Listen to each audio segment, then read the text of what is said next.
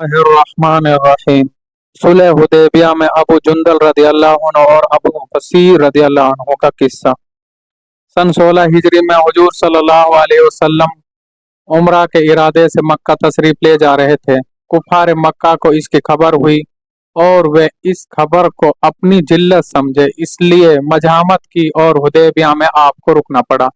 جانثار صحابہ ساتھ تھے جو حضور صلی اللہ علیہ وسلم پر جان قربان کرنا فخر سمجھتے تھے، لڑنے کو تیار ہو گئے، مگر حضور صلی اللہ علیہ وسلم نے مکہ والوں کی خاطر سے لڑنے کا ارادہ نہیں فرمایا اور صلح کی کوشش کی، اور باوجود صحابہ رضی اللہ تعالیٰ عنہ کی لڑائی پر مستعدی اور بہادری کے، حضور صلی اللہ علیہ وسلم نے کفار کی اس قدر رعایت فرمائی کہ ان کی ہر شرط کو قبول فرما لیا۔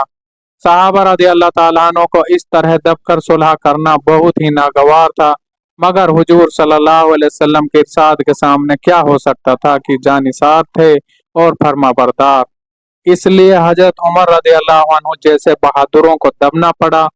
صلح میں جو شرطیں ہوئی، اس شرطوں میں ایک شرط یہ تھی کہ کافروں میں سے جو شخص اسلام لائے اور ہجرت کرے، مسلمان اس کو مکہ واپس کر دیں، اور مسلمانوں میں سے خدا نہ خواستہ اگر کوئی شخص مرتد ہو کر اسلام سے پھر کر چلا آئے تو وہ واپس نہ کیا جائے۔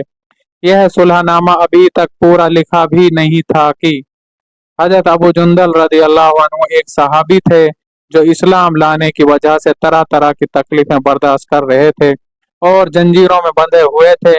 اسی حالت میں گرتے پڑتے مسلمانوں کے لشکر میں اس امید پر پہنچے کہ ان لوگوں کی حمایت میں جا کر اس مصیبت سے چھٹکارا پاؤں گا۔ ان کے باپ سہیل نے، جو اس صلح نامہ میں کفار کی طرف سے وکیل تھے اور اس وقت تک مسلمان نہیں ہوئے تھے، فتح مکہ میں مسلمان ہوئے۔ انہوں نے صاحبزادے کو تماچے مارے اور واپس لے جانے پر اصرار کیا۔ حضور صلی اللہ علیہ وسلم نے ارشاد فرمایا کہ ابھی صلح نامہ مرتب بھی نہیں ہوا، اس لیے ابھی پابندی کس بات کی، مگر انہوں نے اصرار کیا۔ پھر حضور صلی اللہ علیہ وسلم نے فرمایا، ایک آدمی مجھے مانگا ہی دے دو، مگر وہ لوگ جد پر تھے، نہ مانے۔ ابو جندل رضی اللہ عنہ نے مسلمانوں کو پکار کر فریاد بھی کی کہ میں مسلمان ہو کر آیا ہوں اور کتنی مصیبتیں اٹھا چکا ہوں، اب واپس کیا جا رہا ہوں۔ اس وقت مسلمانوں کے دلوں پر جو گزر رہی ہوگی اللہ ہی کو معلوم ہے، مگر حضور صلی اللہ علیہ وسلم کے ارشاد سے واپس ہوئے۔ حضور صلی اللہ علیہ وسلم نے تسلی فرمائی اور صبر کرنے کا حکم دیا اور فرمایا، ان قریب حق تعالی شانہ تمہارے لیے راستہ نکالیں گے۔ صلح نامہ کے مکمل ہو جانے کے بعد ایک دوسرے صحابی ابو بصیر بھی مسلمان ہو کر مدینہ منورہ پہنچے۔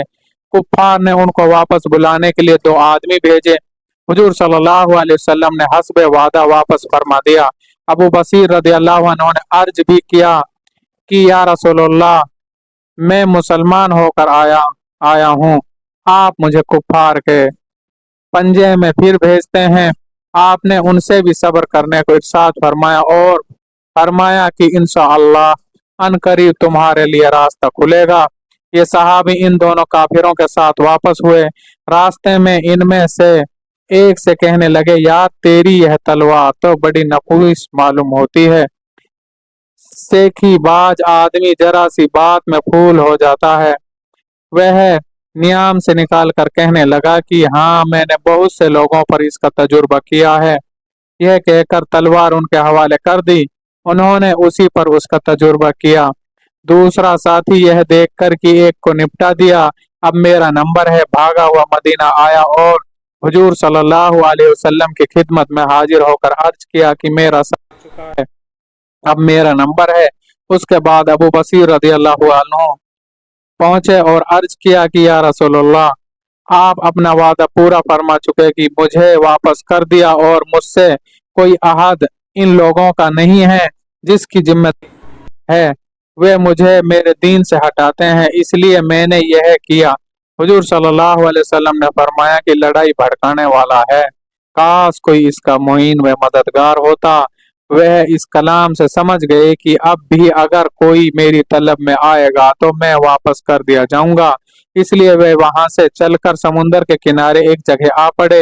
مکہ والوں کو قصے کا حال معلوم ہوا تو ابو جندل رضی اللہ عنہ بھی، جن کا قصہ پہلے گزرا، چھپ کر وہیں پہنچ گئے۔ اس طرح جو شخص مسلمان ہوتا وہ ان کے ساتھ جا ملتا۔ چند روز میں یہ مختصر سی جماعت ہو گئی۔ جنگل میں جہاں نہ کھانے کا انتظام نہ وہاں باغات اور آبادیوں، اس لیے ان لوگوں پر جو گزری ہوگی وہ تو اللہ ہی کو معلوم ہے۔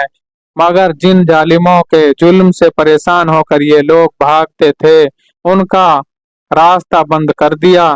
جو قافلہ ادھر کو جاتا اس سے مقابلہ کرتے اور لڑتے، حتیٰ کہ کفار مکہ نے پریشان ہو کر حضور صلی اللہ علیہ وسلم خدمت میں عاجزی اور منت کر کے اللہ کا اور رشتہ داری کا واسطہ دے کر آدمی بھیجا کہ بے سری جماعت کو آپ اپنے پاس بلا لیں کہ معاہدہ میں تو داخل ہو جائیں اور ہمارے لیے آنے جانے کا راستہ کھلے۔